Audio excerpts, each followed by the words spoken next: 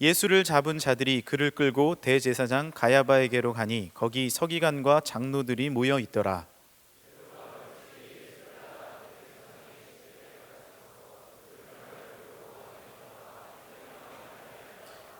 대제사장들과 온 공회가 예수를 죽이려고 그를 칠 거짓 증거를 찾으매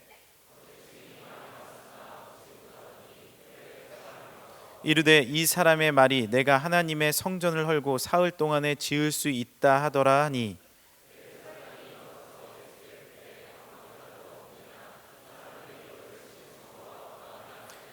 예수께서 침묵하시거늘 대제사장이 이르되 내가 너로 살아계신 하나님께 맹세하게 하노니 내가 하나님의 아들 그리스도인지 우리에게 말하라.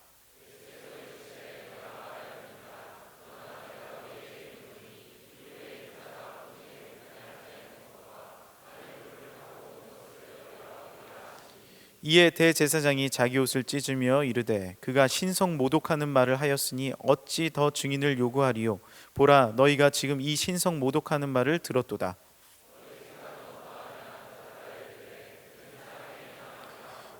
이에 예수의 얼굴에 침뱉으며 주먹으로 치고 어떤 사람은 손바닥으로 때리며 이르되 그리스도야 우리에게 선지자 노릇을 하라. 너를 친 자가 누구냐 하더라. 아멘. 잠깐 기도하고 하나님 말씀을 전하도록 하겠습니다. 선하고 신실하신 하나님,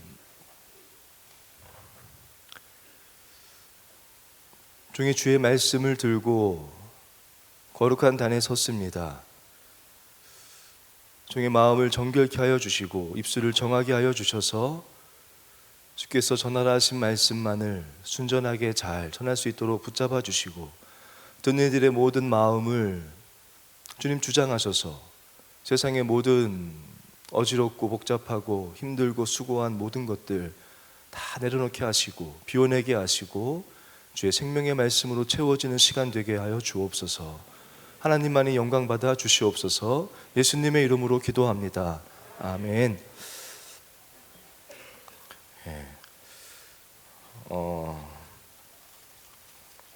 통일준비위원회에서 공부방 교사를 모집한다는 지금 이제 광고가 있었는데요. 제가 작년까지 통일준비위원회를 섬겼습니다. 그래서 하는 말은 아니고 제가 통준위 가운데 있을 때 오늘 모집하는 공부방이라는 걸 통해서 하나님이 주셨던 은혜를 좀 먼저 나눴으면 좋겠다라는 마음이 들어서 잠깐 좀 나누기 원하는데요. 통일준비위원회는 이제 탈북 성도님들을 일단 잘 정착할 수 있도록 돕는 일을 하고 있는데요. 여러 가지가 더 많습니다. 근데 이제 그 가운데 하나가 이 탈북민들의 아주 주된 관심사가 뭐냐면요. 이 탈북민들한테 가장 소중한 게 무엇이겠습니까? 자기 자녀예요. 자녀 없으신 분들은 모르겠지만 같이 온 분들은 또 이곳에서 자녀를 낳은 분들은 가장 중요한 것이 그들의 최고의 관심은 자녀 교육이에요. 이 땅에 아무도 없거든요. 자기 가족밖에는 딱 없기 때문에 형제, 친척이고 다 없이 자기 가족만이 딱 왔기 때문에 한 가지 목적은 자기 자녀가 잘 되는 게 목적이에요. 그런데 역설적이라고 해야 될까요? 가장 힘든 게 자녀 교육이에요. 탈북자 자녀들은 거의 대부분이 많은 사람들이 학교에서 왕따를 당합니다. 학교에 거기 적응을 잘 못해요. 그래서 이 아들이 학업을 따라가기도 이제 일단 학업 능력 자체가 좀 떨어진 상태에서 온 아이들이 많고요. 학교에 가서도 언제 뭔가 티가 나기 때문에 굉장히 왕따를 당하고 힘든데 그래서 재작년인가 부서로 만든 것이 공부방이라는 것을 저희가 만들었어요. 그래서 우리 청년들 대학부 이제 교사를 모집해서 이분들이 탈북자 자녀들 초등학생부터 대학생도 있고 어른들도 영어를 배우기 원하는 분들이 있어서 이렇게 연결을 해주는데 그 가운데 한 중학교 여자아이를 이렇게 한 우리 청년부 리더인데 담당을 해서 이렇게 가르쳤습니다. 영어를 가르쳤어요. 근데 그때가 이 아이가 굉장한 사춘기 때였거든요. 굉장히 중2 그때 지날 때니까 중2가 요즘 제일 무섭다 하더라고요. 맞나요? 네, 중2가 제일 무섭대요 세상에서. 근데 이제 중2를 지나면서 애가 너무 막 스트레스도 많고 집안에서도 불만도 많고 막 그랬던 아이인데 그 아이를 이제 우리 공부방에서 가르치기 시작한 거예요. 근데 이 자매가 참 그래도 사명감을 가지고 지혜롭게 가르쳤던 것이 언제 교육을 했냐면 살살살 이렇게 꼬셔가지고 수요일 날 시간을 내자. 수요일 날 가르치는 거예요. 수요일날 왜 수요일날 가르치겠습니까? 수요일날 공부를 가르치고 저녁을 함께 먹고 수요 예배를 드리는 거죠. 수요 예배를 같이 드리고, 이렇게 수요 예배를 같이 드리기 시작하니까 이 자매의 부모님이 원래는 주일만 나왔던 분인데 이 딸이 예배 끝나고 늦게 오니까 그게 걱정되니까 이제 와서 데리러 오신 거죠. 데리러 오다가 나중에는 같이 수요 예배를 드리시는 거예요. 수요 예배를 드리러 오시는 거예요. 그래서 이분들의 가정이 믿음 안에서 점점 영적으로 안정이 되고 성장하게 되는 이제 그런 가정 가운데 있었는데, 이 아이가 이제 중3이 되고 이제 고등학교 진로에 대해서 이제 고민을 하게 되고 어떻게 될지 고민하는데, 이 아이가 미술을 좀 잘합니다. 근데 미술로 고등학교 갈 정도의 실력은 안 돼요. 그냥 미술을 좋아하고 조금 잘하는 거죠.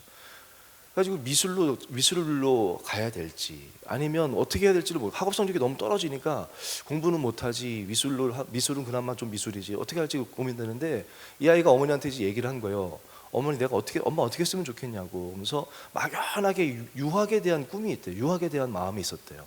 근데 유학은 뭐 도저히 집안 형편도 안 되고 돈도 없고 공부도 못하고 안 되고, 미술 쪽으로 가려니까 실력도 안 되고 너무 힘들고 고민돼가지고 엄마한테 이제 물어봤는 거예요. 어떻게 했으면 좋겠냐 했더니 엄마가 너도 이제 기도할 줄 아니까, 본인도 모르겠대요. 어떻게 할지 모르겠고 너가 직접 한번 기도해봐라 한 거예요. 그랬더니 자매가 결심을 하고 기도원에 갔습니다. 원주 수양관에 3일 동안 가가지고는, 원주가 아니라 어디 기도원에 가가지고는 2박 3일 동안 금식 기도를 했습니다.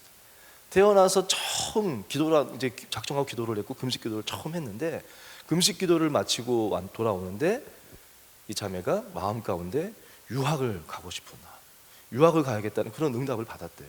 그리고 이제 왔는데 뭐 환경은 변한 게 없고, 그런데 결과적으로는 이 자매가 지금 어느 고등학교를 가게 됐냐면요, 베일러 국제고등학교. 못 들어보셨죠? 하여튼 미국에 있는 고등학교에 우리나라 이제 같이 이제 세운 캠퍼스인데, 거기가 거의 뭐 아주 유학으로 굉장히 좋은 대학만 보는 아주 유명한 학교입니다. 근데 그 국제 고등학교, 크리스천 국제 글로벌 뭐 학교인데 여기를 입학하게 됐습니다.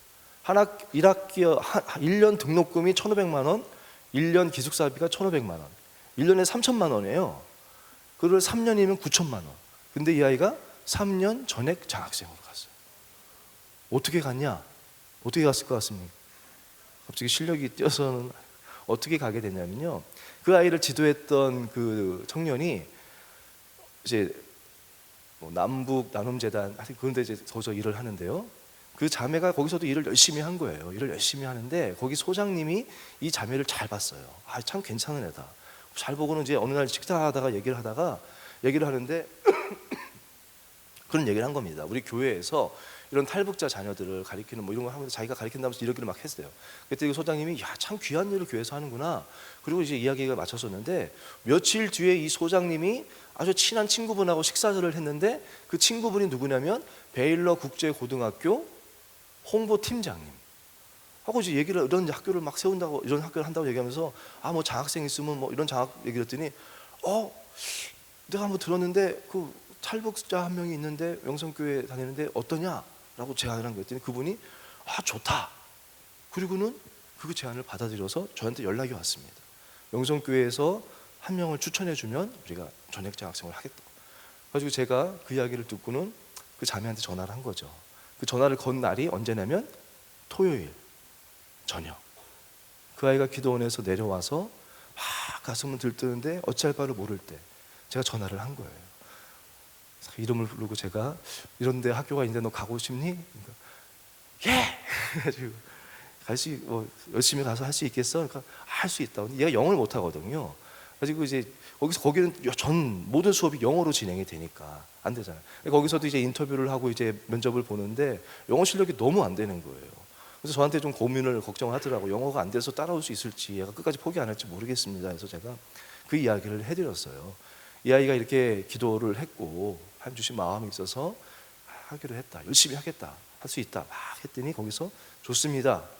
이 아이를 하버드 보내보겠습니다. 그러면서 거기서 입학하기 전에 한 달 동안 먼저 불러가지고 한 달 동안 개인적으로 영어를 막 가르치고 막 해가지고 이 아이가 지금 거기 다니고 있는데요. 지금 거기 학교 이렇게 홈페이지 가보면 이 아이가 거기서 나와가지고 영어로 막 어쩌저쩌 우리 학교가 뭐 좋고요 뭐 막 이러고 다니고 있어요. 얼마나 귀한지 몰라요. 근데 저는 드리고 싶은 이야기는 이것으로 끝나느냐, 이 아이가 이렇게 되면서 그 가정이 참 귀한 간증이 있지 않습니까? 이 이야기를 제가 통준이 가서 또 전한 거예요. 이야기를 하고 함께 나누니까 그곳에 있는 탈북민들이 또 너무 도전받는 거예요. 우리가 모르는 사람 이야기를 간증을 들어도 좋은데 뻔히 같이 생활했고 어떤 어려움이 있는지도 알고 어떤 애인지도 다 아는데 이 이야기를 직접 들으니까 이분들이 너무 도전을 받아서 그 통준이 분위기가 막 좋아지는 거예요. 이분들이 우리도 교회 나오자, 수요 예배 나오자, 내 자식도 보내자. 이래가지고는 막 자녀들도 보내고 막 도전받고 점점 통준이 그 탈북자 그 단체가 그 모임이 굉장히 안정이 되는 것까지가 작년까지 제가 보고 왔습니다. 참 귀하지 않습니까?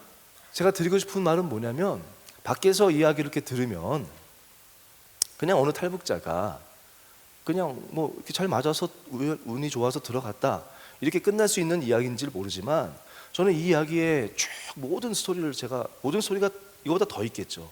아는데 저는 참 귀한 게 하나님이 이 아이를 이 학교에 보내기 위해서 보이지 않게 너무나 많은 일들을 하셨다는 거예요.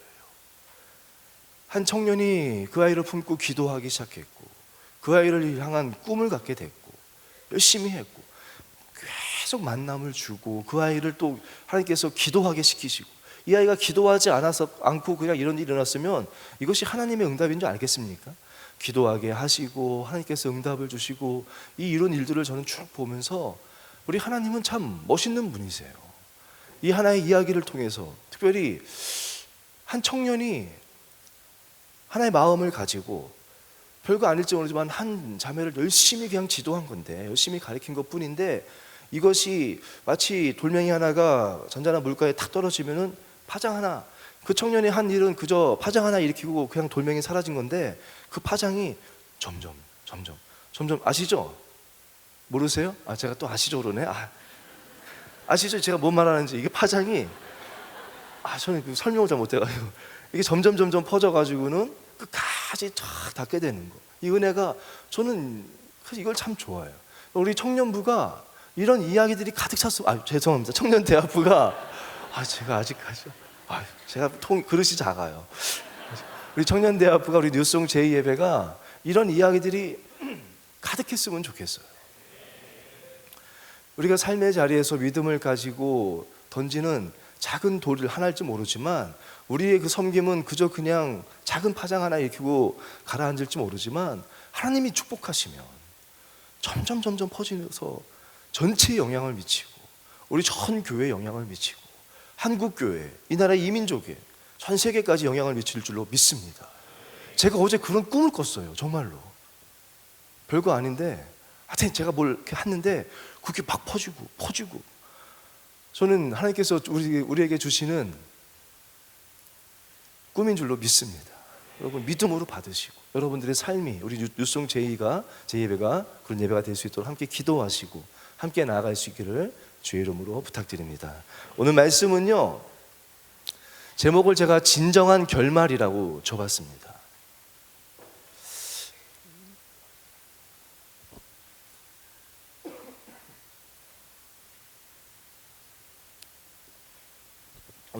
오늘 말씀은 이제 베드로에 초점을 맞춰서 제가 여러분하고 말씀을 나누고자 하는데 저는 이 말씀을 묵상할 때 사순절 기간에서 또 묵상도 하고 다시 한번 또 보면서 제 마음 가운데 참 은혜가 됐던 말씀인데요. 은혜가 된 말씀인데 궁금했던 것이 하나가 뭐였었냐면요. 예전에 베드로가 이 말씀 바로 다음에 나오는 것이 뭐냐면 베드로가 예수님을 3번 부인하는 것이 나옵니다. 아시죠? 베드로가 예수님 모른다고 여종 앞에서 3번을 부인하는 이야기가 바로 뒤에 나오는 거예요. 그리고 이 이야기의 바로 앞에는 뭐가 나오냐면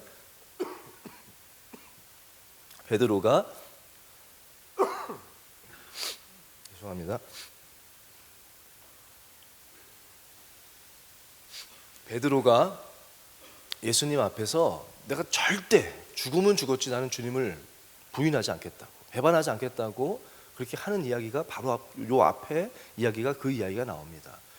여러분 한번 생각해 보시죠. 베드로가 나는 절대 주님을 부인하지 않겠습니다. 다른 사람들은 다 주님을 버려도 내가 죽을지언정 주님을 배반하지 않겠습니다. 이 말이 베드로가 그저 그냥 주님한테 잘 보이기 위해서 했던 말 같습니까? 아니면 베드로의 진심이었을 것 같습니까? 저는 베드로의 100% 진심이었다고 저는 생각해요. 베드로는 정말로 그때 순간은 주님을 위해서 내가 죽으면 죽었지, 내가 3년 동안 함께 하면서 함께 꿈꿨고 함께 많은 일들을 같이 했던 그 주님을 내가 절대 배반하지 않을 거다라는 정말 진실되게 고백했을 거예요. 그리고 사실 베드로는요, 그 뒤에 이야기를 보면은, 요 바로 앞에 이야기를 보면은 정말로 목숨을 걸었습니다. 그 이야기를 하고 나서 예수님이 겟세마네에서 기도하시고 내려올 때 가룟 유다가 배반하고 많은 군인들이 예수님을 붙잡으러 오지 않습니까? 많은 군인들이 예수님을 붙잡으러 왔는데 그때 베드로가 어떻게 합니까? 도망가지 않았어요. 그 군인들이, 무장한 군인들이 예수님을 잡으러 올 때 베드로는 도망가지 않고 어떻게 했냐면 칼을 꺼내가지고는 말고라는 사람의 귀를 베었습니다. 그건 뭘 의미하냐면요, 가룟 유다는 제자들의 수가 몇 명이고 어느 정도의 무기가 있고 어느 정도의 힘이 있고 이들의 능력이 어느 정도를 가룟 유다는 잘 압니다. 가룟 유다가 예수님을 배반하고 군인들을 데리고 왔다는 것은 충분히 이 모든 사람들을 다 제압할 만한 군인 숫자와 무기를 가지고 왔을 거예요. 그렇지 않습니까? 뻔히 아는데 그냥 몇 명이 왔겠습니까? 충분한 군사를 다 이끌고 왔을 겁니다. 그걸 베드로가 모르지 않아요. 베드로가 검을 들어서 거기서 뱉다는 것은 내가 죽겠다는 거예요. 내가 여기서 죽으면 죽었지 예수님 붙잡혀 가게 놓지 않겠다는 거예요. 베드로는 정말로 진실되게 그렇게 고백한 겁니다. 나는 주님을 부인하지 않겠습니다. 그리고 진실되게 정말로 거기서 칼을 꺼내서 했던 사람인데 예수님이 그 자리에서 검을 집어넣으라고 하시고는 이렇지 않으면 하나님의 뜻이 안 이루어진다고 하셨기 때문에 베드로는 검을 내려놓고 예수님은 붙잡혀 갔던 거거든요. 그렇게 정말로 확신과 그랬던 베드로가 어떻게 요 사건 바로 다음에 군인 앞에서도 너무나도 당당했던 베드로가 여종 앞에서 너무나도 그렇게 초라하게 3번을 예수님을 욕하면서까지 부인할 수 있었을까요? 그 이유가 무엇일 것 같습니까?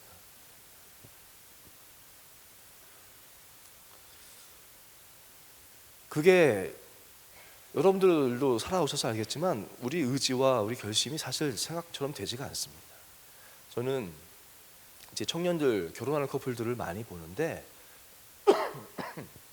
결혼식 하면은 뭘 합니까? 둘이 이제 서약하잖아요. 뭐라고 서약해요? 죽을 때까지 한 사람만을 당신만을 사랑하고 뭐 지키고 아끼고 평생 사랑할 것을 서약합니다. 이렇게 하잖아요. 둘 다 하잖아요. 그 순간 그 사람들이 거짓말 할 것 같아요? 진짜예요. 그거 거짓말로 그러는 거 아니에요. 진짜 그때는 막 진실되게 막 하는 거예요. 그런데 그거 믿으면 안 됩니다. 그리고 여러분들 지금 연애 중인 사람들, 뭐 오빠들이 뭐 나 못 믿어? 이러면서 막 뭐 이렇게 스킨십을 요구한다거나 나 못 믿어? 나 너 끝까지 사랑한다 그러면 그거 믿는 건 진짜 바보예요. 그 오빠의 말은 진실된 말이에요. 나쁜 오빠들도 있지만 진실되게 그렇게 말할지 모르지만 그거 지킬 수 있는 남자가 없어요. 결혼식 할 때도 제가요 지금까지 4커플 봤습니다. 그렇게 서약하고 신혼여행 가서 싸운 부부를. 그 중에 2커플은 이혼했어요. 바로 와서 2커플은 바로 이혼했어요. 이게요, 사람의 의지라는 것이 100% 진실되게 정말로 하지만 서로 사랑하는 사람끼리 약속한 건데도 그게 마음대로 되는 게 아니거든요. 그래서 결혼식을 하면은 여러분들 결혼식 순서 가운데 일반 결혼 예식이랑 결혼 예배랑 중요한 차이가 있어요. 뭔지 아십니까? 일반 결혼식을 가면요, 세상 사람들은 세상 사람이란 게 아니라 일반 결혼 예식은 어떻게 예식이 진행되냐면 주례자가 이렇게 서면은 바로 혼인 서약을 시킵니다. 그 혼인 서약을 해요. 그리고 나서 성혼 선포를 합니다. 이제 부부가 됐다고. 그리고 나서 이제 부부가 됐으니까 이렇게 사세요라고 주례사를 합니다. 근데 여러분 결혼 예배를 가보면요, 순서가 달라요. 둘을 나오게 하고 나서 뭘 하냐면 먼저 주례자가 그러니까 말씀을 먼저 전합니다. 먼저 혼인 서약 시키지 않아요. 말씀을 먼저 전해요. 이 말씀 위에 이 말씀 붙잡고 살라고. 그리고 나서 손을 얹으라고 그래요. 말씀에 손을 얹으라고 합니다. 그리고 손을 양쪽에 두 손을 얹고 거기다가 주의 종의 손을 얹고 축복 기도를 해줘요. 이 두 사람의 힘으로 안 됩니다. 이 두 사람의 의지로 안 됩니다. 하나님께서 이 두 사람 이룰 가정에 은혜를 달라고, 이 말씀 위에 세워지는 이 가정 위에 하나님 은혜를 달라고, 축복해 달라고 축복해 주는 거예요. 그리고 나서 혼인 서약을 시켜요. 말씀 위에, 하나님의 은혜 위에, 두 사람의 의지와 두 사람의 사랑 위에 세워지는, 그거 기초로 세워지는 가정은 안 되고 하나님의 말씀 위에, 하나님의 축복 위에 세워지는 가정이 되기 위해서 그 위에 혼인 서약을 하고 성혼 선포를 하는 거예요. 오늘 베드로도요 100% 진실되고 정말로 그렇게 했지만 왜 베드로가 무너졌느냐, 오늘 본문 말씀 가운데 두 가지 힌트를 얻을 수 있습니다. 뭐 이것이 다라고 할 수 없지만 중요한 그거를 한번 찾아보려고 합니다. 첫 번째는요, 우리 58절 함께 찾아서 읽어보도록 하겠습니다. 함께 읽겠습니다. 시작. 베드로가 멀찍이 예수를 따라 대제사장의 집 뜰에까지 가서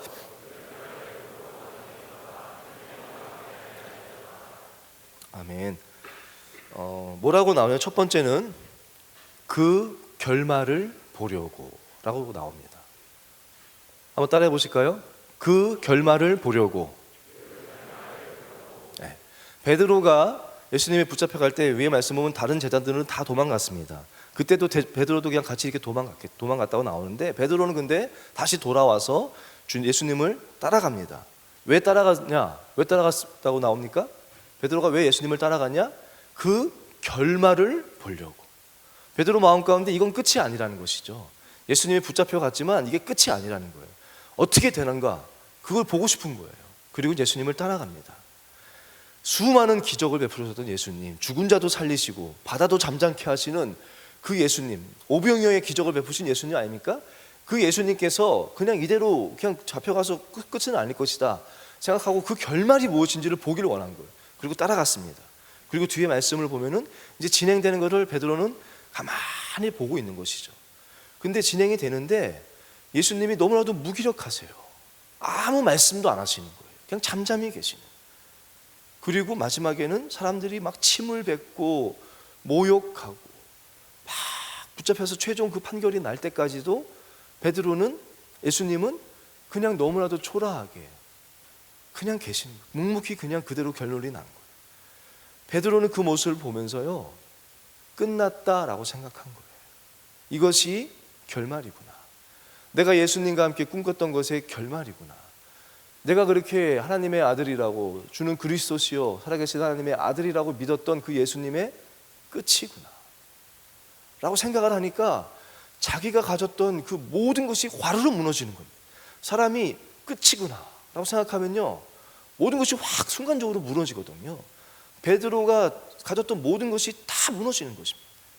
그리고는 소녀 앞에서도 비참하게 그냥 부인할 수밖에 없는 두려움에 사로잡힌 자가 됐다는 것이죠.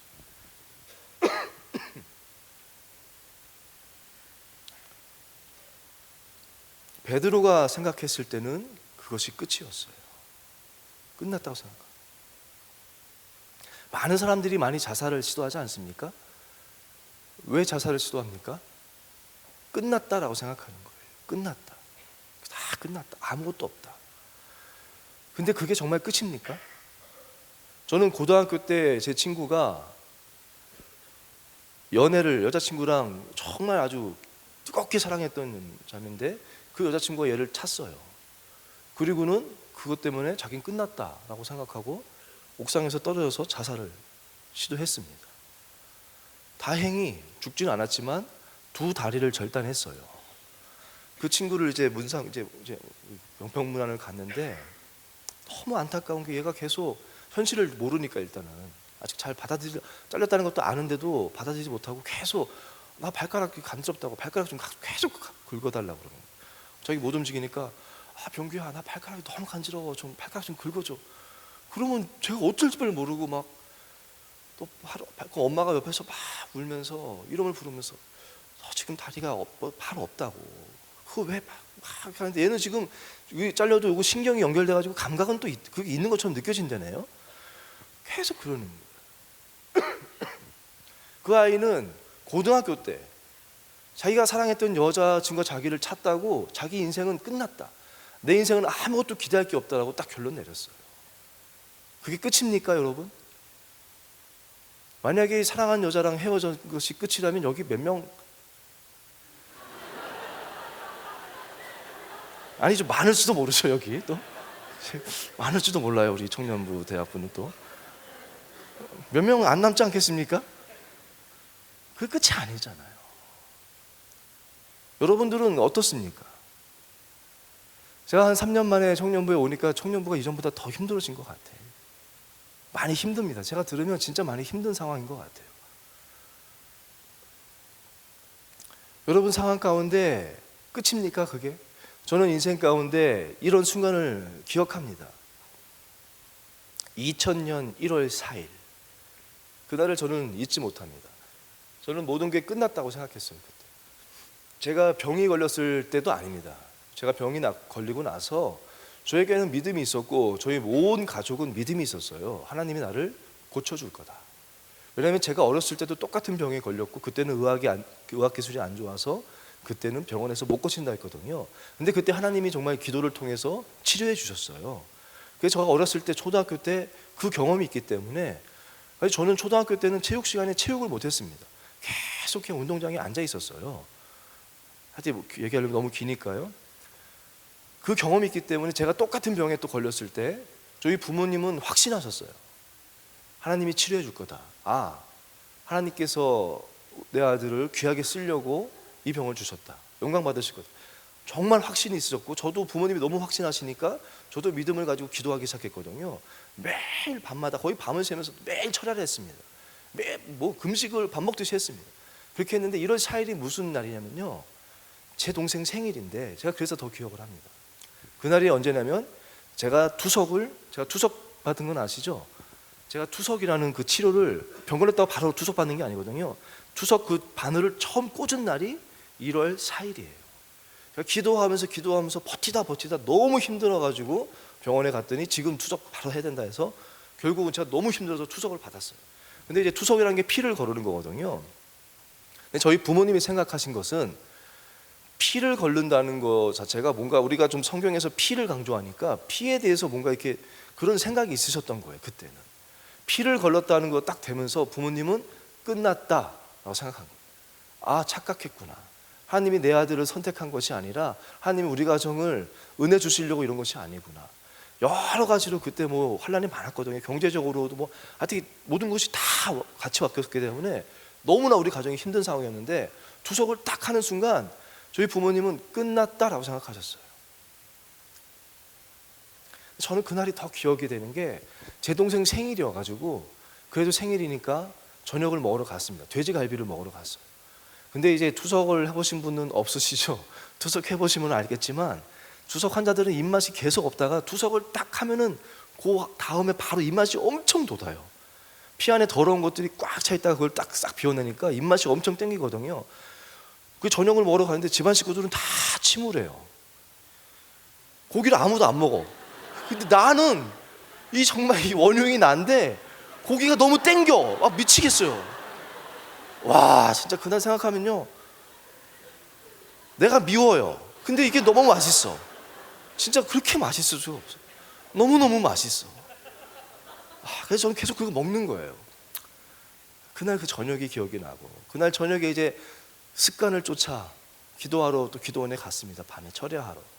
근데 저희 어머니가 멍하니 계신 거예요. 정신이 나가신 분이 멍하니 기도도 안 하시고 아버지도 기도 안 하시고 나도 뭐라고 기도해야 될지도 모르겠고 이제 다 끝났구나 라고 생각이 들더라. 근데 그게 끝이었습니다. 그래서 제가 그때는 하나님을 막 삿대질했어요. 나 이제 당신 안 믿겠다고 바한테 막 욕하고 막 했는데 그날 저는 하나님을 인격적으로 만났습니다. 십자가의 주님을 경험했어요. 그리고 나서 사실은 이제 뭐 아직 그 뒤에 얘기까지 하면은 제가 배성희 목사님한테 혼나요. 제가 오늘 배성희 목사님한테 오늘 설교가 할 게 없다고 너무 짧다고 했더니 안 믿습니다 이러더라고요.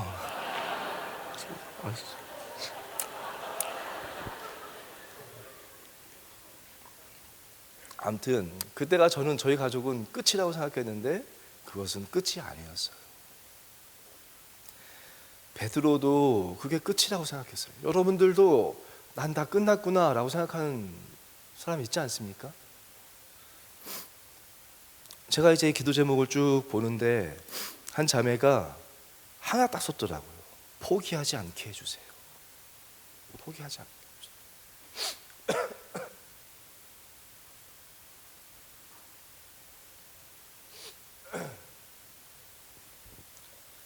근데 그게 이렇게 마음에 아픈 거예요. 근데 분명한 거는요, 포기하지 마십시오. 그 자매가 그러더라고. 자기에겐 3개의 축이 있는데, 자기가 지금 버티는 3개가 있는데 그 중에 하나라도 무너지면 자기 삶은 다 무너질 것 같다. 제가 분명히 말씀드리기는 끝이 아닙니다. 하나가 무너져도, 아니 내 생각엔 3개가 다 무너지면 3개가 다 무너져도요, 끝이 아니에요. 진정한 결말, 우리의 결말은 뭐냐면요, 결론부터 말씀드리면 우리의 결말은, 베드로는 왜 그렇게 판단했습니까? 판단의 근거가 뭐예요? 자기 눈에 보이는 거예요. 내 눈에 보기에 너무나도 비참해요. 끝났으니까. 사람들의 생각에 모든 분위기가, 사회가 다 안 된다고 그러니까, 끝났다고 하니까 자기 눈에 보이는 것이 자기 판단의 근거였어요. 현실이 자기 판단의 근거였어요. 지금 시대가 너무 어렵다고 그러고 사람들이 다 힘들다고 하지만 그것이 우리의 끝이 아닙니다. 성도의 끝은 무엇이냐? 베드로가 잊고 있었던 것은 무엇이냐? 예수님은 이전에 3번 말씀하셨습니다. 내가 십자가에서 죽을 것이다. 근데 그게 끝이 아니다. 내가 다시 살아날 것이다. 오늘 본문 말씀 가운데도 예수님이 또 아무 말씀 안 하시다가 한 번 말씀하셨는데요. 뭐라고 말씀하시는지 한번 봅시다. 64절입니다. 64절. 아무 말씀 안 하시다가 딱 한 말씀 하셨어요. 함께 읽겠습니다. 시작. 예수께서 이르시되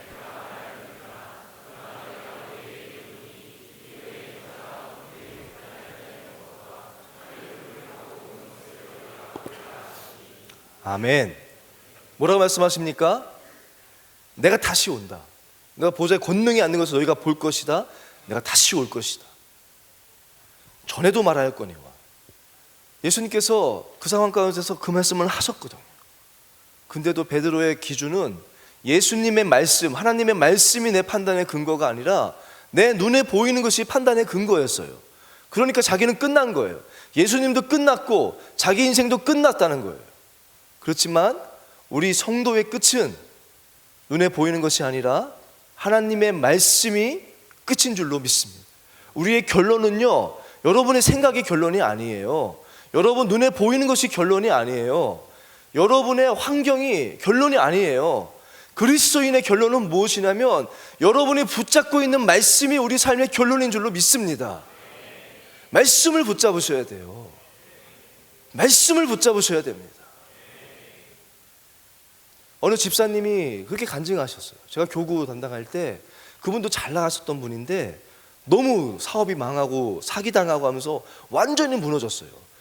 그 큰 집에서 지하로 오면서, 하여튼 그 이야기는 다 여러분이 상상할 수 있는 아주 극심한 거 상상하시면 됩니다. 모든 면에서 다 망해가지고 지하방 막 거기 와가지고는 그때부터는 생각이 드는 게 밤마다 어떤 생각이 드냐면 처자식만 생각이 드니까 이 처자식을 내가 어떻게 먹여 살려야 되나 하다가 딱 생각 드는 것이 내가 죽어야겠다. 내가 죽어야겠다. 보험 하나 들어오는 것이, 생명보험 들어오는 것이 생각이 났대요. 내가 죽어야겠다. 그래서 보험을 하나 더 두시고 어떻게 하면 내가 잘 죽어서 우리 가족, 나는 죽어도 되는데 내 처자식을 살 수 있을까 할까. 그 생각밖에 안 했대요. 그리고 그날도 한날도 계속해서 그 생각만, 어떻게 하면 내가 죽을 수 있을까 생각을 하는데 갑자기 하나님 말씀이 확 떠오르는데, 탕자의 이야기가 떠오르는데요. 내 아버지 집에는 양식이 풍족한 품꾼이 얼마나 많은가. 그 말씀이 갑자기 떠올랐대요. 내 아버지 집에는 양식이 풍족한 품꾼이 얼마나 많은가. 그 말씀이 떠오르면서 가자, 아버지 집으로 가자 라고 붙잡은 거예요. 그 말씀을 붙잡은 거예요. 그리고 새벽을 깨우기 시작하시고 지금은 이 집사님 가정이 너무 은혜로워요. 물질적으로 다 회복한 것뿐만 아니라 영적으로도 우리 교회에서도 정말 기둥같이 쓰임받는 집사님이시고요. 여러분들도 보면 아실 수 있을 만큼 교회에서도 기둥같이 쓰임받고, 아드님은 목사님이 되셔서 사역하시고, 따님도 온 가족이 너무너무 영적으로도 다, 그때 집사님은 그때가 그것이 끝이라고 생각했어요. 어디를 봐도 끝났었어요. 근데 그게 끝이 아니에요. 무엇이 끝입니까? 하나님의 말씀이 우리의 결론인 줄로 믿습니다. 여러분, 말씀을 붙잡으셔야 돼요. 말씀을 붙잡으십시오. 말씀을 붙잡고, 말씀 붙잡고 기도하시고, 아침마다 선포하시고, 말씀 묵상하시고. 여러분의 말씀이 있어야 돼요. 여러분의 말씀은 그냥 하나 말씀, 이거 내 말씀이야 이런다고 해서 그 말씀이 여러분의 말씀. 그 집사님은 지금까지도 늘 그 말씀 붙잡고 사시는 거예요. 그 말씀 붙잡았다고 갑자기 집이 일어납니까? 아니잖아요. 그렇지만 그 말씀 붙잡고 내 아버지 집으로 가자, 내 아버지 집에는 양식이 풍족하다, 그거 붙잡고 아버지 집으로 나오면서 하나님이 그 말씀대로 인도해 주시는 거예요. 여러분, 말씀을 계속 붙잡으십시오. 암송하시고 묵상하시고 기도하시고, 그 말씀을 아침마다 선포하실 때, 그 말씀이 여러분의 약속의 말씀이 될 때, 여러분 인생의 결론은 환경이 아니라, 여러분 생각이 아니라, 눈에 보이는 것이 아니라, 여러분이 붙잡은 그 말씀이 여러분 삶의 결론이 될 줄로 믿습니다.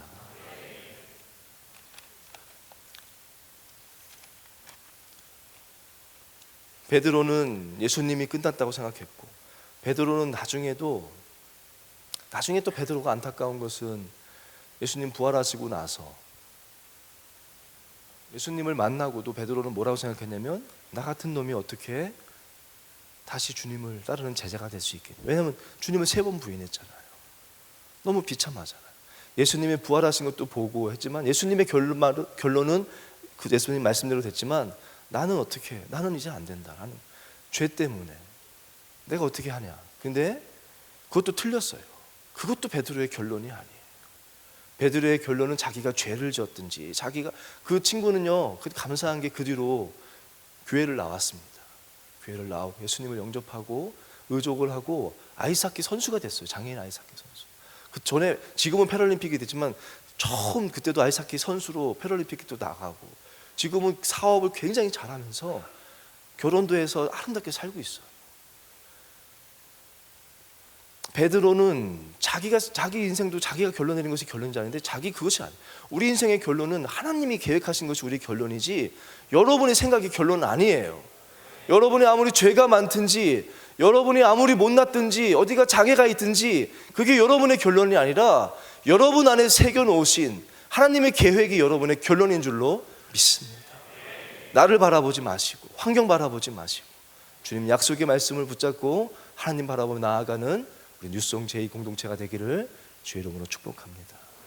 짧게 한 가지, 제가 말씀이 또 하고 싶은 게 많은데요, 제가 배 목사님 눈치를 많이 봐요. 확 날리고요. 한 가지만 더 하자면, 두 번째는 멀찍이, 한번 다 봅시다. 58절 다 나오는 거예요. 베드로가 예수님을 어떻게 쫓아갔다 그럽니까? 멀찍이 예수를 따라. 멀찍이 따라갔다는 거예요. 원로 목사님이 늘 강조하시는 게 뭡니까? 바짝 붙여라, 바짝 붙여라. 그렇지 않습니까? 베드로가 결론을 그렇게 내릴 수 있을 수밖에 없었던, 그렇게 흘러가게 뒀던 이유는 예수님과 멀찍이 쫓아갔다는 거예요. 멀찍이. 여러분, 예수님을 붙잡기를 축복합니다. 붙잡으십시오. 지난주에 본의 아니게 저랑 상관없이 담임 목사님께서 저의 과거를 이렇게 폭로하셔가지고요, 제가 그래도 청년부는 저를 알아도 대학부한테는 그래도 이미지가 좋을 뻔했는데, 제가 이렇게 다 폭로됐어요. 저도 담임 목사님을 좀 폭로할까 하다가 제가 위험해질 것 같고, 사실은 폭로할 게 정말 사실은 별로가 아니라 사실은 폭로할 게 별로 없어요. 저는 그렇게 지냈지만, 담임 목사님, 저는 초등학교 때부터 이제 목사님 보고 자랐는데요, 늘 기억나는 게 스포츠 머리 이렇게 깎고 기타 치고 막 찬양인도 이렇게 했었거든요. 잘했거든요. 늘 모이면 찬양인도 하시고, 저를 좀 멀리 했어요. 제가 이렇게 신실하지 않기 때문에 저를 조금 멀리 하셨던, 그래서 제가 이렇게 멀찍이 다녔기 때문에 잘 몰라요. 목사님, 그게 안타까워요. 좀 가까이 했었어야 날 텐데, 목사님은 저에 대해서 어떻게 하냐, 제가 입으로 얘기를 해버렸어, 제 과거를. 어쨌든 제가 이 이야기를 왜 하냐면, 저는 대학교 생활이 참 후회가 많습니다. 담임 목사님이 그때 뭐 일어나 봤더니 뭐 천이 가리고 있었다는데 그거는 정구일 목사는 얘기고요. 정구일 목사는 일어났더니 천이 이렇게 있어서 이게 뭐지 이불인가 하고 봤더니 포장마차 밑에 들어가가지고 자고 있었고요. 저는 정구일 목사 수준은 아닙니다. 그렇게 막 땅바닥에서 자지는 않고요. 저는 눈을 떠봤더니 벤치였어요. 벤치 위에서, 그래도 사람이 어떻게 바닥에서 잡니까? 벤치 위에서 자고 있었던 것이 저고, 함께 이제 같이 있었던 친구들은 막 원망하면서 야, 이놈들 나를 이렇게 버리고 갔단 말이야. 그리고 집으로 지하철 타려고 이제 가는데 한 친구는 옆에 쓰레기통 옆에서 자고 있고 한 친구는 지하철 거기서 자고 있고. 그래서 제가 제일 깔끔하지 않습니까? 그랬는데 저는 학교 다닐 때 주의를 뭐 어기거나 그러진 않았어요. 제가 그렇다고 막 그렇게 산 건 아니에요. 그냥 술을 막 그렇게 좋아한 것도 아니고 그저 그냥 그 자리를 그렇게 막 그 자리에서 내가 믿음의 사람인 걸 고백하고 그렇게 살지 못하고 그저 그냥 그 자리에서 그렇게 살았던 거지. 저는 그게 저의 마음 가운데 늘 공허함이 있었습니다. 학교 가면은 제가 교인인 걸 또 알아요. 학교 가면은 또 막 그렇게 논 것도 아니고 교회 오면은 또 이렇게 또 뭐 슬쩍 또 내 사랑이고 학교 가도 얘는 교인, 교회 오면 얘는 내 사랑. 저는 뭐 이렇게 어디 가도 낄 데가 없는 거예요. 근데 엘리야가 백성들에게 그렇게 하지 않습니다. 너희가 언제까지 두 사이에서 머뭇머뭇하려느냐.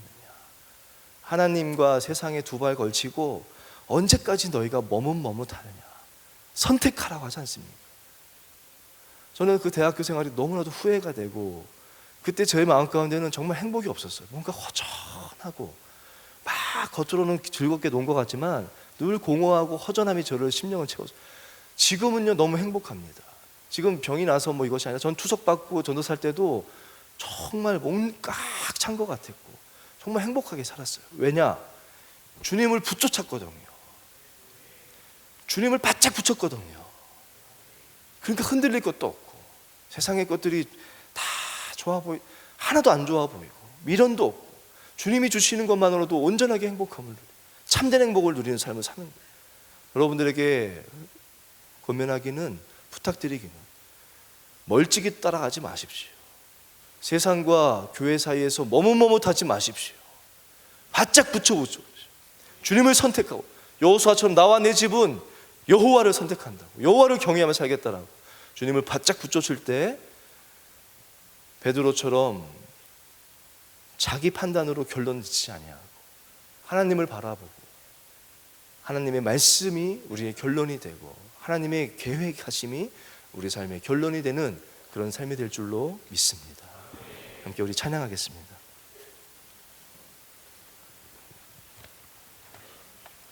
나의 주 나의 하나님이여라는 찬양인데요, 도마의 고백입니다. 앞에 부분 도마고 뒷부분은 근데 도마도 마찬가지 아닙니까? 자기 판단으로 예수님은 죽었는데 어떻게 부활하냐, 그리고 나는 믿지 않겠다고 막 했었는데 주님을 만나고 고백했다. 내 생각이 아니고 주님, 정말 주님은 나의 주님이십니다. 내가 그 주님을 경배합니다. 내 마음 아십니다. 하스데반 선교사님이 이 곡을 지으셨는데요, 한번 집회 때 저희 장신대 때 하스데반 선교사님 수업을 들었거든요. 이 곡에 대한 관련된 예화를 한번 해주셨는데, 이렇게 찬양 집회를 하는데 한 청년이 정말 처절하게 울더래요. 너무나 처절하게 울어서 집회 끝나고 일부러 찾아가서 잠깐 얘기 좀 하자고 하셨다고. 너 왜 이렇게 울었니? 그랬더니 이 찬양 가사가 너무 자기에게 와닿다. 뭐냐면, 선교사님, 그래도 그 옥합을 드린 그 여인은 그것이 전 재산이었지만, 전 재산을 드린 여인은 그래도 그 옥합 드릴 게 뭐가 있었는데 아무리 생각해도 자기는 드릴 게 없다는 거예요. 깨트릴 옥합 아무리 생각해도 자기는 진짜 아무것도 없다는 거예요. 자기는 끝난 것 같다는 거예요. 자기는 자기 인생 끝이라고 생각했다는 거예요. 나는 아무것도 남아있지 않고 정말 주님께 드리고 싶어도 드릴 게 없는데, 이 찬양을 그래서 그렇게 불렀대요. 자기는 정말 깨트릴 옥합도 없습니다. 주님 아무것도 없습니다. 근데 내가 주님을 경배합니다. 주님 사랑하는 것밖에 없습니다. 주님께서 나를 빚어달라고 항상 그렇게 울었다고 하더라고요. 그 청년의 고백이 저와 여러분 고백되길 바랍니다. 우리가 가졌으면 뭐 얼마 됩니까? 있으면 뭐 그게 뭐가 됩니까? 아무것도 없는 자 아닙니까? 그저 주님은 베드로에게 요구했던 것도 아무것도 아니야. 너가 날 사랑하느냐? 주님 사랑하는 마음만 있으면 주님께 이 시간 기도하기 원합니다. 주님의 형상대로 날 빚어주십시오. 나를 만들어 주십시오. 내 생각이 아닌 주의 말씀이 내 인생의 결론이 될 줄로 믿습니다. 우리 찬양 함께 부르시고 기도하도록 하겠습니다.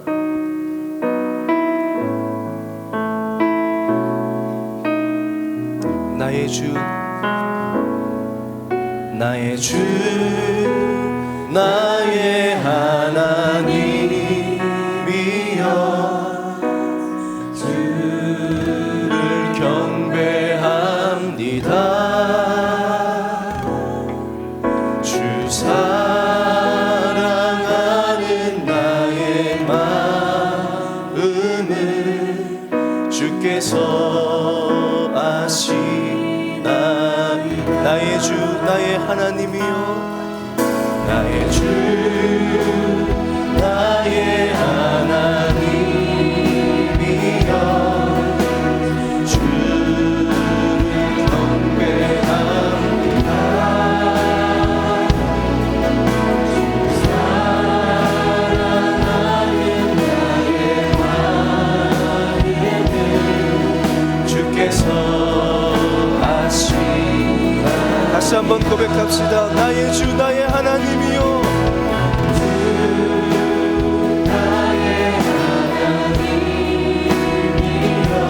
주를 경배합니다. 주님, 내가 주님 사랑합니다.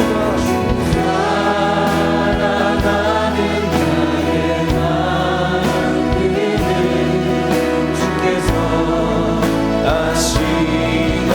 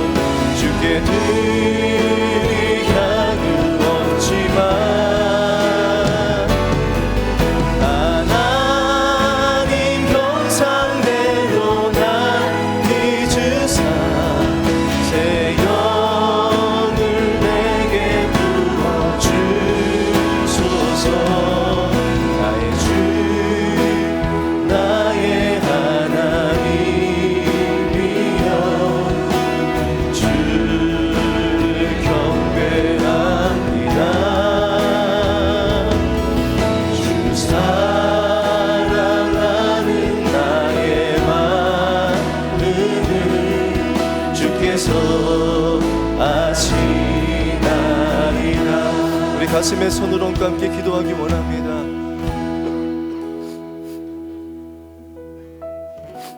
부른 찬양처럼 하나님, 주님 나 아무것도 없습니다. 어딜 봐도 아무 열매도 없고 어딜 봐도 기대할 거 없지만 내가 주님을 경배합니다. 내가 주님을 사랑합니다. 내가 주님을 믿습니다. 주의 말씀은 영원하다고 하셨습니다. 주의 말씀을 내가 붙잡기 원합니다. 주님 나를 주의 형상대로 빚어주시옵소서. 나 같은 자 주님께 갈 수 없지만 저항할 수 없는 주님의 그 은혜로, 주님의 그 사랑으로 주님의 길을 걷게 하여 주시옵소서. 나를 바라보지 않게 하여 주시고 내 환경 바라보지 않게 하여 주시고 내 가정 바라보지 않게 하여 주시고 내 연약함 바라보지 않게 하여 주시고 주님을 보게 하여 주시옵소서. 주의 길을 가게 하여 주시옵소서. 주의 말씀을 붙잡고 가게 하여 주시옵소서. 주님 내가 주님을 사랑합니다. 주님 내가 주님을 사랑합니다. 주여 나를 주의 형상으로 빚어 주시옵소서. 우리 주여 새 마음을 함께 기도하겠습니다. 주여 주여 주여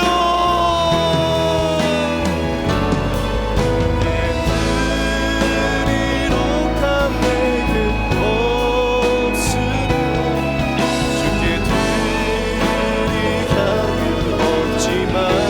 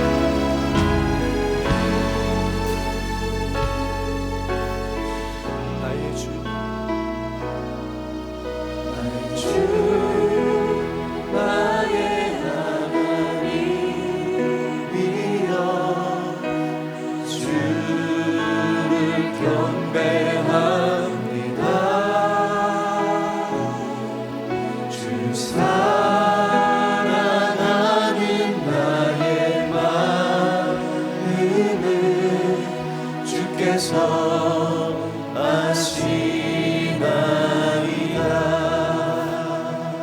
이 시간 한 가지만 더 같이 기도하기 원합니다. 제가 설교 시작할 때 말씀드렸던 것처럼 이 안에 믿음으로 도전하는 믿음의 사람들이 일어나기를 바랍니다. 하나님, 우리 안에 믿음으로 도전하는 하나님의 사람들이 일어나게 하여 주시옵소서. 우리 공동체 안에 하나님의 이야기들이 가득 차게 하여 주시옵소서. 우리의 작은 도전이지만 그것이 주 아버지여 물결이 되게 하시고 파도가 되게 하소서. 아버지여, 우리 청년대학부가 다시 주 아버지여 부흥케 하시고 우리 온 명성교회가 부흥하고 아버지 우리 젊음의 열정이 한국교회와 이 나라 이민족을 돕게 하여 주시옵소서. 우리 가운데 믿음으로 도전하는 자들을 지어 일으켜 세워 주시옵소서. 우리 뉴성 제2예배를 위하여서, 뉴성 제2 공동체를 위하여서 우리 담임 목사님과 섬기시는 주회종들과 모든 신앙원들과 팀장과 그룹장과 임원단 그 세가정 리더와 BLT 리더와 모든 자들을 위하여 우리 모든 섬기는 자들을 위해서 뉴성 제2 공동체를 위해서 우리 주여 세울까 기도하겠습니다. 주여,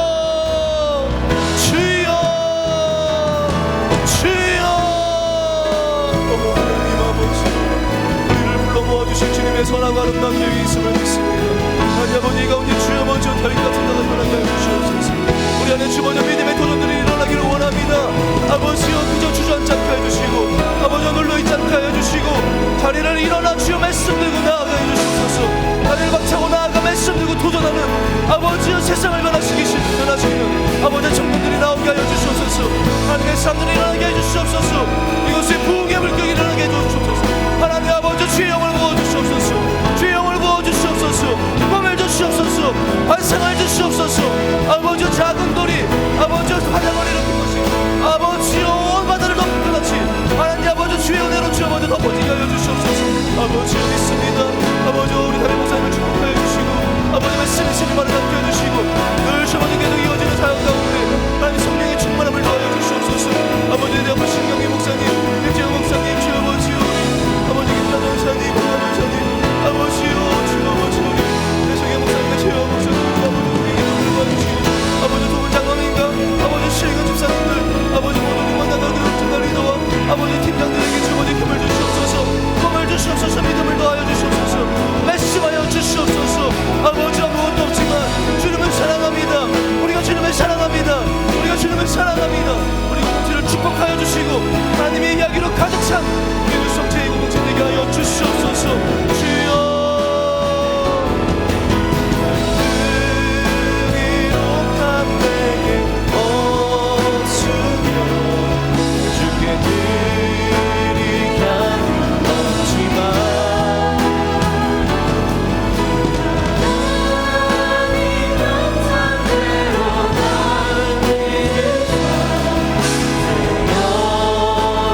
내게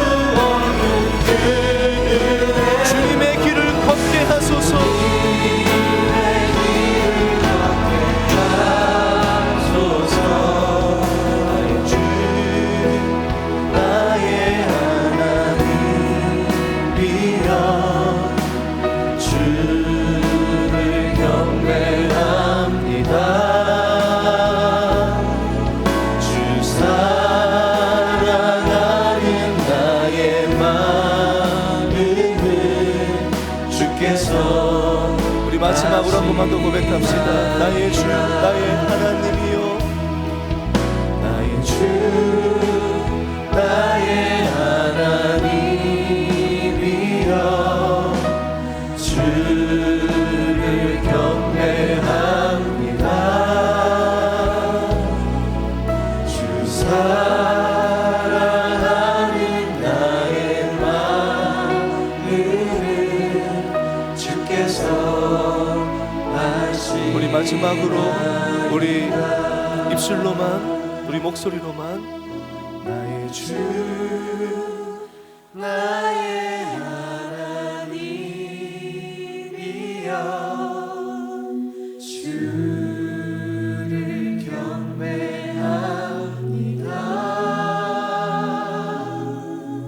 주 사랑하는 나의 마음을 주께서